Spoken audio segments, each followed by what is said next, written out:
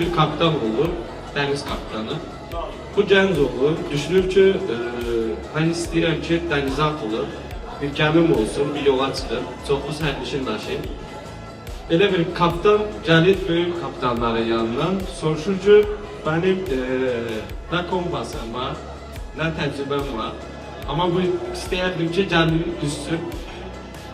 Böyük kaptanlar onu deyirlər ki, yəni sən elə çox balacasan. Bu dənizin öz akullaları var, bunu bacarmayasın. Ama gənc kaptan öz içində bir inam olur, bir güvən olur, ondan yoluna çıxır. Zaman keçir, bu gənc kaptan yollar aşır, fırtınaları keçir, yəni bütün çətinlikləri keçir. O keçdiği zaman köhnə akullaların bəziləri yoxa çıxır. Amma zamanla bu kapitan qalır. Gənc kapitan ən çox sərnişin daşıyan kapitan olur. Sonra böyük kapitanlar ondan soruşur. Necə oldu ki, sən bu qədər ilerləyə bildin? Gənc kapitanın bir sözü vardı. Mən getdiyim yeri bilirdim.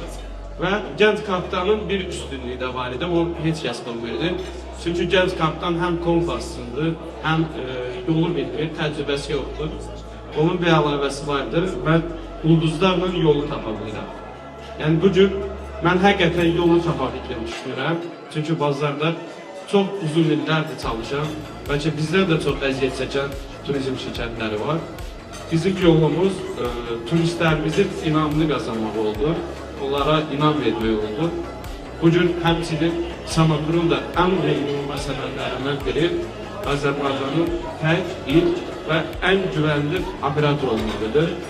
Biz də turizm şirkəti olaraq onların kiçik davranışı güvənli turizm şirkəti olmalıdır. Yəni məncə bizim olduğumuz